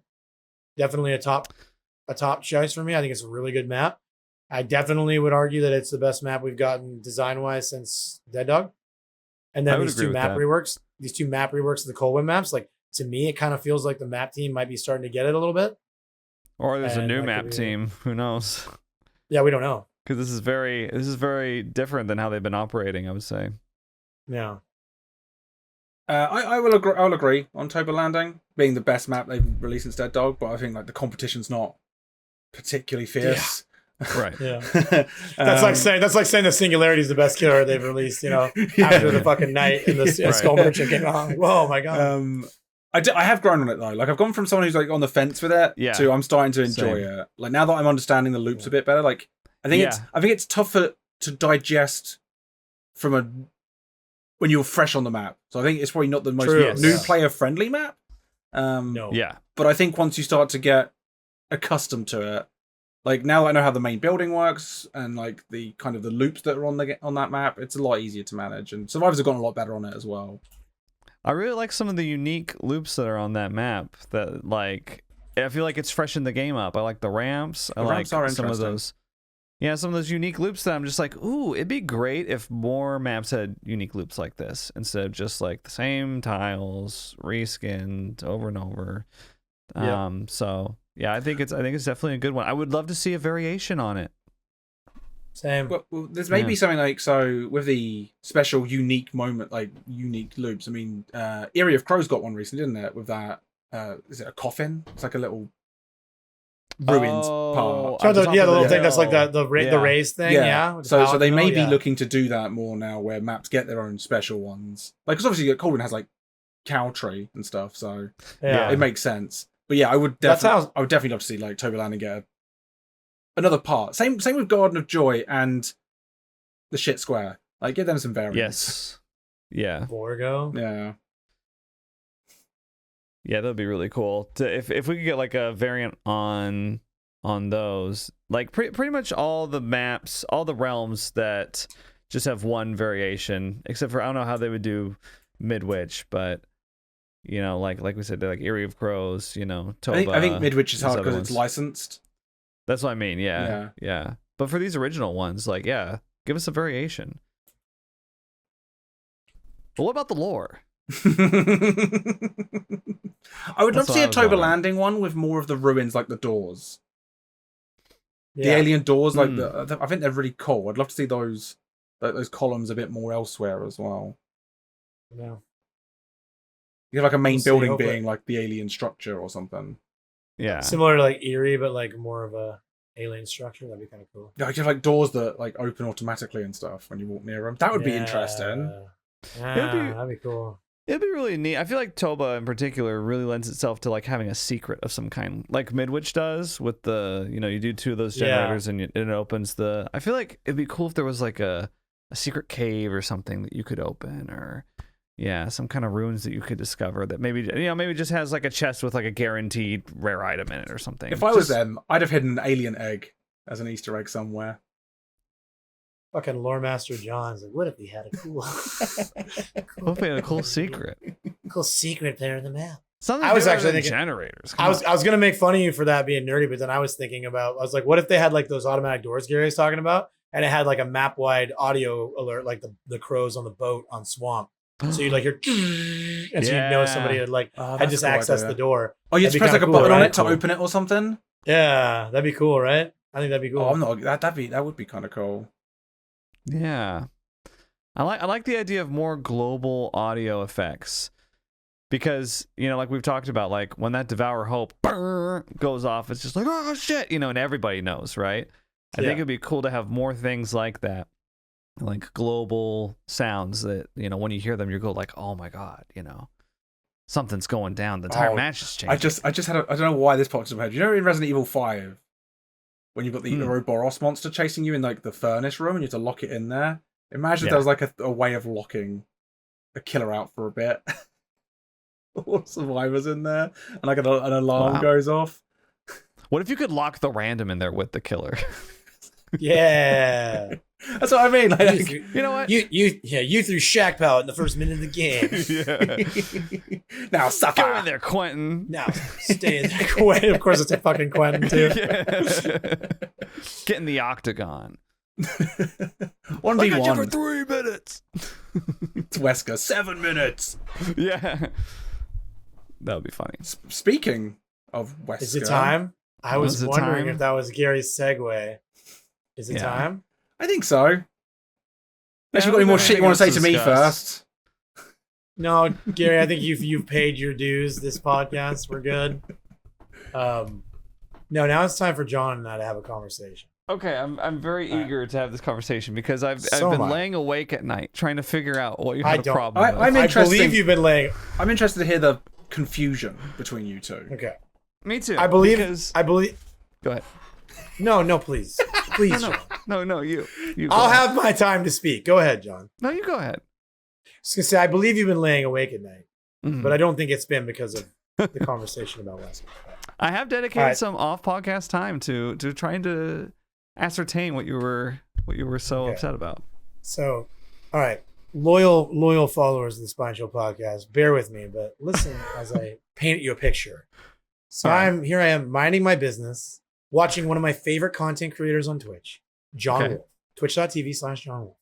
Right? And I'm lurking in his channel. I'm eating food, and my food is messy, so my hands are messy.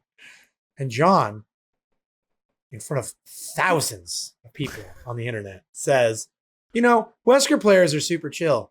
And I think Wesker players are great. I think the Wesker players, I love going against Weskers because the players are so chill and they're so cool and they're either bad or they're funny.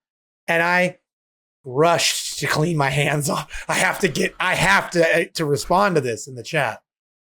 And as we know, I responded by saying, we need to talk about this on the podcast because that is a statement so ludicrous and so off base that you guys recall, if you've watched the Foon episode, how impassioned I was to debate with John about the difference between boneless and in-bone wings, bone and wings. I feel like this is even more egregious. Like this is insane to me because Weskers are, if not one of the most vile and sweaty. And if I get slugged out at 5 gens, bled to death, and have someone come in the stream to say GG, it's a Wesker every single time. Right. I mean, Weskers, I've heard them described as console nurse because they're like, that's who people who want to have power and be strong and be toxic. They play Wesker. Yeah. Wesker players, the Wesker player mentality is a pox on the DBD community. And they are in no way chill and fun. And even when they're bad, and yeah, you can make one. I vaulted a window on accident the other day. Anyone can be a victim of that. Yeah. But that doesn't make the player base not full-blown sadists. John, please. Sadists. Okay. Sorry. Well, that's interesting that you say that because I actually agree with all of it. And I never said that Wesker players were chill. I'm gonna go back and clip his fucking. Yeah, I'll save you the trouble because I went back just before the podcast and I reviewed the footage to find out exactly what I said because I was trying to figure out, I was like, what could Doug have possibly had an issue with? And I went through and I went through the exact part where you were just like, oh, we're talking about this on the podcast. I found it in the VOD and I watched it and I listened to it again. I was like, what did I say? Is it a transcript? Said chill.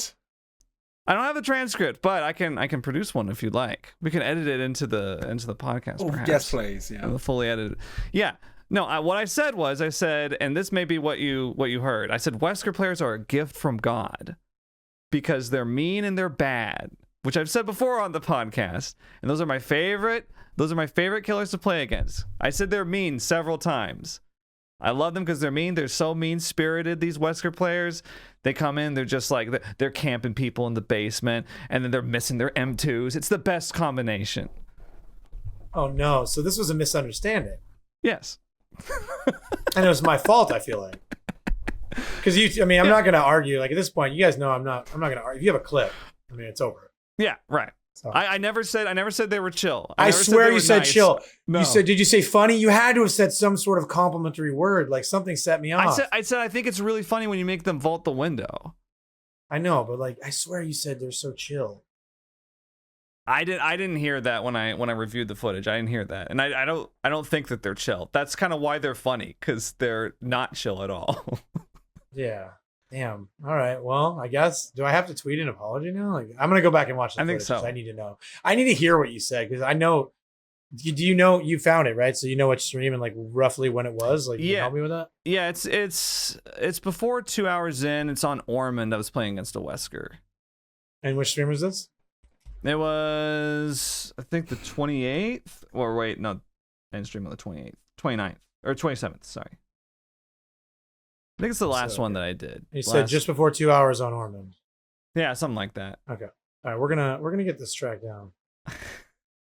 Because I'm not gonna do it now. I was like racking my brain. I was like, Doug, I've said this before on the podcast. I've said Wesker players are mean and bad, and I love that about them. And then you were there, and you were just like, no, this will not stand. And I was like, I don't understand. I'm so proud that you went back to go watch the clip ready for this. Yeah. But wait, we do need to talk. Oh, okay. Okay, because your VOD from 3 days ago. Yeah. Oh, wait. One of them is just your stream starting for 3 minutes. I thought you deleted the VOD, and I was going to be like, oh, wait. No, that'd be really funny. No, it's still there. I can put the clip up. This is tense. No, I found the Ormond game. Okay. So I'm looking for me in chat getting pissed. It happened. I think you were most angry after I went on Hook. I think I said something around that time. Here's a Wesker on Ormond. Yeah. Wait, did you go back and watch it on stream? No. Just this morning I went back and watched it. Because I'm seeing you watching a clip of an Ormond game with Wesker. I don't know. Were you Nicolas Cage? I think so. Yeah, I was Nick Cage. Okay. That was a shit game too. Like the other survivors were like throwing. I unhooked a Yui in the basement and she just like went down anyway. At least it was against Wesker though. They're usually pretty chill. Nice try, Gary. There I am. We need to have the Wesker talk on the podcast. Here we go. All right. Yeah. Wesker players are a gift from God. Yeah. They're so bad. It's so funny. How can you not love that? How can you not love Wesker players? This is what pissed me off. You never said mean. You never said sweaty. You never said anything. You said they were fun. I was saying that's a continuation of earlier when I was saying they were mean. No. Mean and bad. Well, I probably had checked in late. Oh, maybe. Yeah. But how can you not love that? They're so funny. Okay, well, I feel vindicated because like, you never once said that they were mean or sweaty. Like you only said good things about Wesker in that moment, and that's all that I heard. So, but I didn't say they were chill, because that would be lying. You said they're a gift from God, and they were so funny. And so to me, I guess I inferred that you meant that they were kind of chill. That sounds like projection to me. Okay. Well, I'm not going to deny your apology. Again, it was my mistake. Okay. That's cool. I'm glad we could clear up this misunderstanding and that we could become once more aligned on Wesker opinions. Thank God, because I really did. I spent this whole week thinking that you thought Wesker players were chill, and it was hard to live in that world. You both DM'd me about this. Yeah. Gary was doing one of these about being in the middle. Oh, this will be on the podcast. I'll do this. Yeah. Oh, they're gonna have a debate. Sorry, disappoint you, Gary. No, I'm very happy. I'm a little disappointed. I was really hoping for it to be bigger. I'm happy that you both have come back together. I feel like we've grown. Yeah. I was wondering if you had like some hidden opinion about Wesker. You're just like, you know what? I'm not going to stand for this anymore. I'm gonna stand up for what I believe in. I'm bored of people shit-talking Wesker. I will say that I love playing Wesker now. I've recently become addicted. I've prestiged him up to 15 and gotten a bunch of add-ons and Moris on him because I love playing him now. He's really fun. He is fun. Once you get that M2 down, if the dopamine hit of hitting like a cross map M2 on somebody who's trying to get away, it feels so good. Oh yeah. I do think cross one on Orman and lost it. I do still think Wesker's one of the best designed killers in the game. Yeah, I agree. It's just a shame that's why that he's played so much. It's just a shame he's so easy to pick up and play, because like he's so good, but he's so well designed. He's so good and he's so fun to play that everyone plays him. And you see him all the time. That's it. It's just you see him too often, I think. And let's look at this. I think it's a really good way to look at it. Like he's easy in the same way that Bubba is easy, but what he does best is so much more fun than what Bubba does best, right? Because like learning what he does best is like using his power, you know, getting those really like the sick M2s. Bubba's just really good at camping, really good at downing somebody and then standing in front of a hook. Yeah, and so I think it's one of those like the reward, the payoff for getting good at Wesker is like flashy, fun plays. Oh yeah, like I never get upset when I see Wesker because Skull Merchant, Knight, Nurse, there's worse things out there. I'll take a Wesker any day of the week. As long as I'm not getting like 3 to 4 in a row, I'm all right. Well, and then sometimes you do, which is what's exhausting. Yeah, that's the only time it's a problem. But that's the same for any killer. If you get the same killers, no matter what, it's annoying. Yeah, sometimes you get exhausting. We should do a tier list for killers by how fun they are to play against. We haven't done that yet? We haven't done that. No. Will I be allowed to be negative and have strong opinions without being berated? I mean, as long as they're correct opinions, then that's fine. Yeah, as long as you're not wrong. Oh, then as long as you're not wrong, then you can have all the opinions you want. Oh, perfect. I've yet to have a wrong opinion. Yeah, I had one back in 2011, but we've grown since then. So. No, that's maybe depending on how long the interview goes for, we could do that next. I was just thinking the same thing. Like, I don't know, you guys are handling the interview. I'm just going to show up and answer questions, right? But if you guys think that the interview won't be a full episode affair, we could definitely do that. I don't think that I think that you and I, the three of us, are going to line up a lot. I think we're all pretty logical about the way DBD works. I don't think we're going to have a lot of strong debates. About who's more fun to play against. I think there's a couple of specific ones that'll be debated, but I think for the most part, like, I mean, who's gonna sit here? Not even I'm a shit poster, but I'm not even gonna sit here and be like, I don't think that playing against Pinhead's that bad. Like, I'm pretty woke when it comes to. Oh, that would be good. Yeah. I'd like to watch that. I saw a tweet the other day, or somebody was tweeting about how they wish they could enjoy playing the Knight because they love the aesthetic, and I was like, the hardest thing for me about playing Knight is convincing myself it's okay to make 4 other people play against Knight. Because like I love playing Knight, but like I know it sucks to play against Knight. So yeah. Okay, that's a good plan for next week. Oh, I look forward to that. Yeah, we'll see how it goes. We'll see how it goes. Interview and tier list. I like that. Yeah, because we might have a lot of questions. Well, here's the other thing too: is you guys I might be getting thrown off. So when you guys do the tier list, it'll just be a 2-man tier list. So it'll go, you'll cut like 33% of it. Well. It's not an interview to see if you're getting fired. Yeah. How am I supposed to know that, Gary? How am I supposed to know if you really mess it up? You would have to you'd have to act very uncharacteristically to be thrown off, Doug. Yeah. I can do that if it makes me co-host. No. That's how you get fired. Oh. Just be you. The best. I've been doing that for 35 seasons, Gary, and I'm still okay. A little bit less you. A little bit less Doug. A little bit more John Gary. Right, a little more co-host-esque. Yeah. So longer hair and British is what you're saying. Okay. I mean, if you could do that for an entire interview, it might. Yeah. You have to mention that you've never been stunned by a party pallet. Too soon. Too soon. This man comes to my place of work and gives me shit about party pallets, man. This is. I was doing it in your chat. I'm like 20 hours in. Yeah, and he's like, you're like tired. And I've just woken up. I'm like, hi, Doug. How many pallets have you been here by? Yeah. Gary. Well, I think that's about all we had, right? Like we don't have any. We don't need to talk about prop night or VHS. It's good to mention it though. It's good to mention VHS, so we remain the number one VHS podcast. I think there's been a fair amount of updates to Project Playtime. I thought you were going to say VHS, then I was about to giggle. No. Prop night. I haven't heard anything. Home Sweet Home Online has been getting regular updates still. Puppet Master has been getting updates to their roadmap. Puppet Master, I do want to play again. Yeah, and so I think this is a good chance for us to, because next week is going to be an interview and then a tier list. So maybe over the next 2 weeks we can dip our toes a little bit in some of these, because I don't know, we don't have a lot coming for. We're going to start getting teasers for the new. Oh, I would love to. We could Swift. We're going to start getting teasers for the DVD chapter next week, and then the DVDs. The new event starts on August 30th or August 3rd. Oh, so, right. And TCM's 2 weeks after that. So yeah, but I mean, otherwise there's not a whole ton going on. Basically, there's never been a better time to listen to the Spine Chill podcast because there's so much content on the horizon.